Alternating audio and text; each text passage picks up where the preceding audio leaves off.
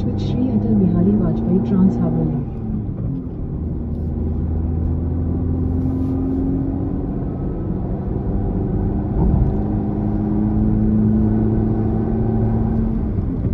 Continue on Sri Atal Bihari Vajpayee Trans Harbour Link for 21 kilometers.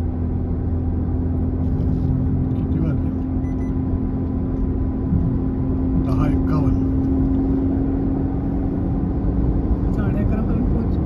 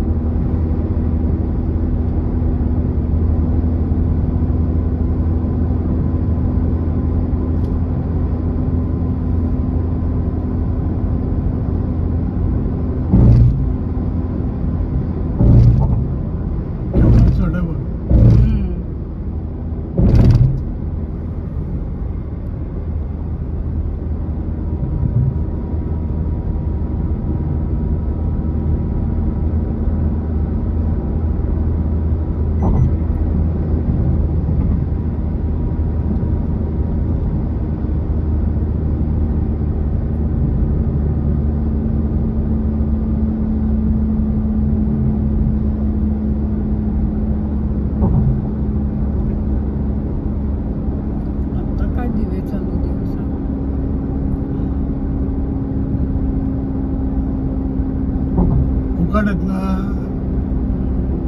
लावा.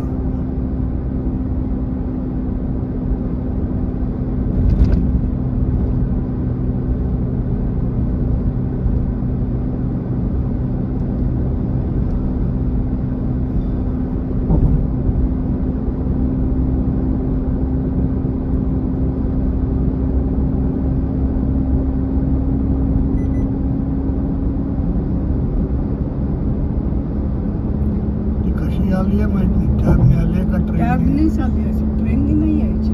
नाही, कारण धनंजय म्हणला ट्रेन पण आहे, पण ती मला नाही वाटत ट्रेननी येईल, ती कॅबनीच येईल.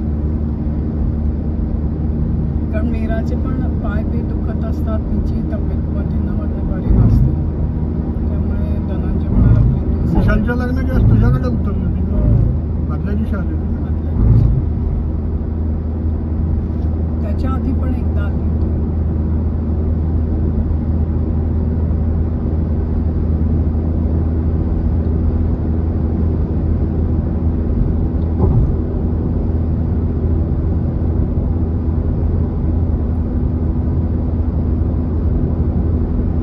असल्यामुळे ना लोक येत नाही रे. लोकांना कॅल्क्युलेशन कळत नाही की 2 तासाचं 1-1.25 तासाचं पेट्रोल कामासाठी यायचे, तो एवढा विचार करतो. 1-1.25 तासाचं पेट्रोल जाळण्यापेक्षा या रोडने शिस्तीत जावं ना. पण डायरेक्ट तू मुंबई सगळं क्रॉस करून बाहेर पडते. बरोबर, जास्त गर्दीत लटकायची भानगड नाही रे.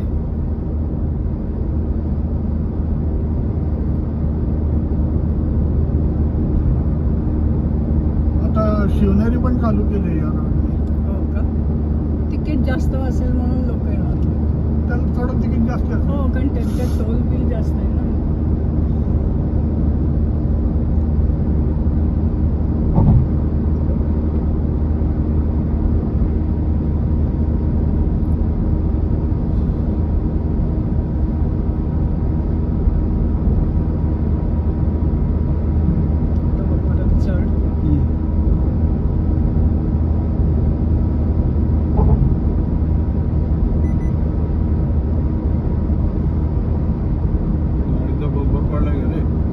पार्ट तुटलेला पडलाय, बंपर वगैरे.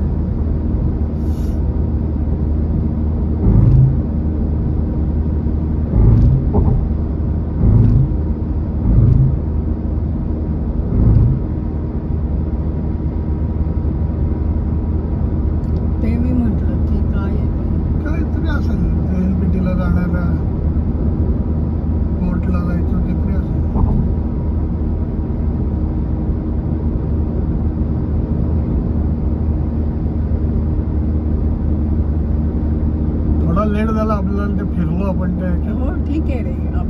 सांगितलं ना तिथे आपले अगदी खूप वाट बघणार कोणी नाही आहे. म्हणजे तिला वाटेल अजून फक्त आले कसं. नाही, मी तिला सांगितलं 11:30 पर्यंत येतो. मग काय म्हणलास का आलं का पण मी आणि अलवे यांचं नव्हतं बोललो. मी आणि अलका 11:30 वाजेपर्यंत येतो. पण म्हणलं आम्ही जाऊन आधी पुढे अटल सेतू बघून मग परत येणार आहोत. त्यामुळे आम्ही 11:30 पर्यंत येतो. म्हणलं ये म्हणजे 12:30चं लग्न काय 12:37.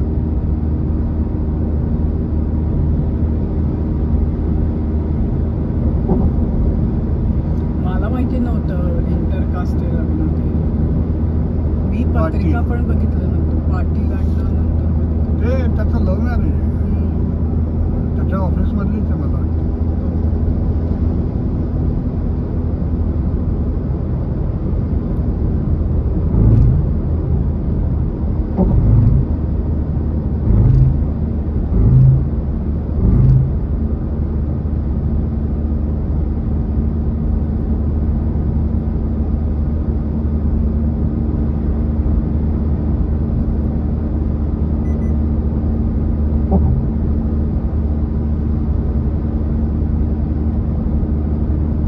सुंदर गेलाय. तेच म्हणून मी म्हणलं की नितीन गडकरींनी इतकं काय काही गोष्टी छान केल्या. त्याचं फळ म्हणजे त्यांना मी मिळायला पाहिजे. दुबईला गेलो होतो ना, तर आम्ही उतरलो अबुधाबीत आणि मग दुबईला गेलो. तर ते 100 किलोमीटर 125 किलोमीटर आहे. 100च्या स्पीडने कंटिन्यू गाडी चालली होती. पण असा कुठे खड्डा नाही का खुड्डा नाही का काही नाही. अरे तेच तुला सांगते. आम्ही आता एवढा प्रवास केला. 12 तास कंटिन्युअस पुष्करांनी गाडी चालवली. फक्त 2 ठिकाणी पेट्रोल भरायला थांबलो. 14 तास. पण कुठेही असे जर्क बसले नाही, काही नाही. एका स्पीडने शांतपणे. म्हणजे एकीकडे खाणं सुद्धा तसंच पराठे. कारण वेळ दुसऱ्या दिवशी ऑफिस होतं. त्याला म्हटल्यावर कारण आधी आमची कॅलिफोर्नियाची 15 दिवस ट्रिप झाली. येलोस्टोन कोलोरॅडोची झाली. त्याला काही तरी त्यांनी आधी सुट्ट्या न घेता साठवून ठेवली होती म्हणून ते सगळं जमलं. याला शिकागोला आम्ही 2 दिवस फिरायसाठी गेलेलो. बरंच. मग याला जायला नायगऱ्याला जायला रजा नव्हती ना. मग आम्ही शुक्रवारी तो ऑफिसमधनं आल्यावर अर्ध्या वाटेत जाऊन थांबलो. त्यांनी हॉटेल बुक केलं होतं आणि मग तिथून दुसऱ्या दिवशी सकाळी निघालो. ते डायरेक्ट नायगऱ्याला पोचलो. सगळं बघून रात्री 9 वाजेपर्यंत कॅनडातनं ते लाईट आणि साऊंडचं ते पण लाईटचं बघितलं. मग आम्ही निघालो. म्हणजे पार्किंगला $10 होते तिथे. रात्री 9च्या पुढे पार्किंगला पैसे नाहीत. त्यामुळे आम्हाला म्हणले काय पैसे नाहीत. त्यामुळे आम्हाला काही पैसे पडले नाही. $10 वाचले.